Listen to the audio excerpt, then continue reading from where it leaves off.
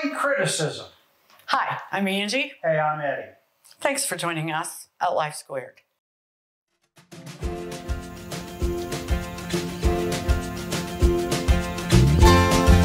Welcome to Life Squared, brought to you by the Perfectly Imperfect Network, from imperfect folk everywhere.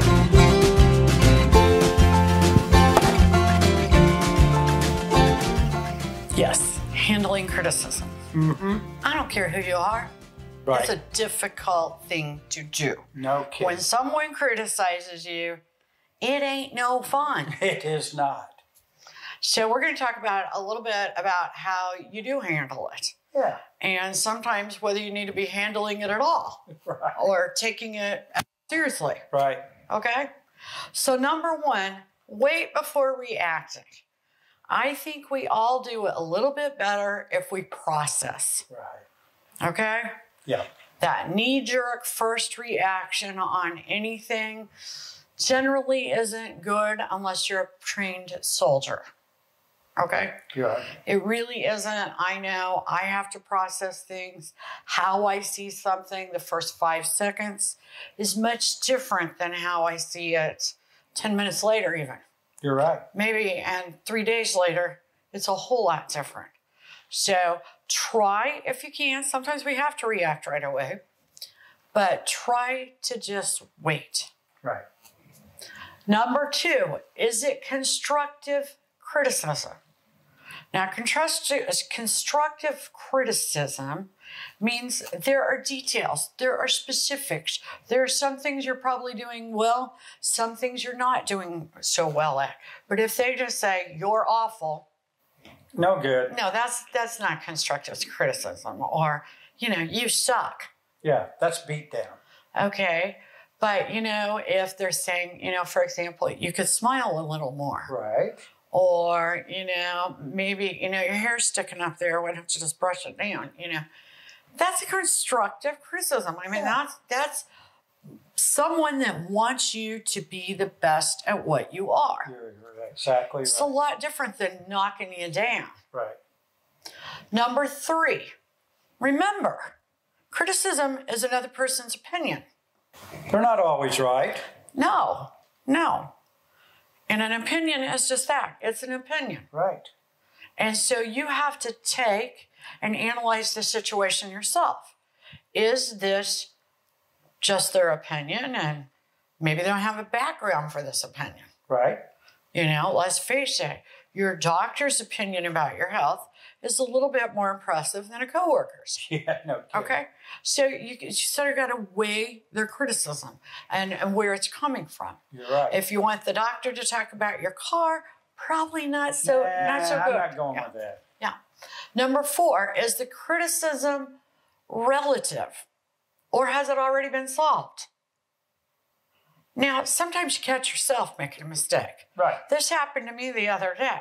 I caught myself making a mistake, even said it, and then I sort of was critiqued like, don't forget.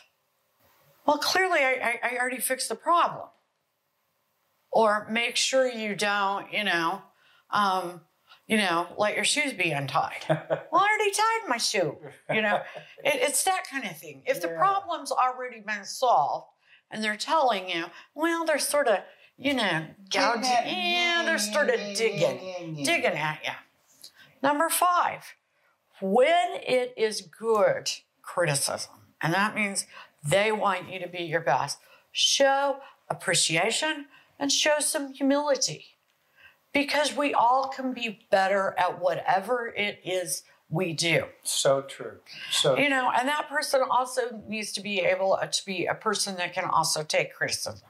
These people that hand out criticism and can't accept it at all, well, that's a problem. That is. And it's hard to take or accept criticism from those people.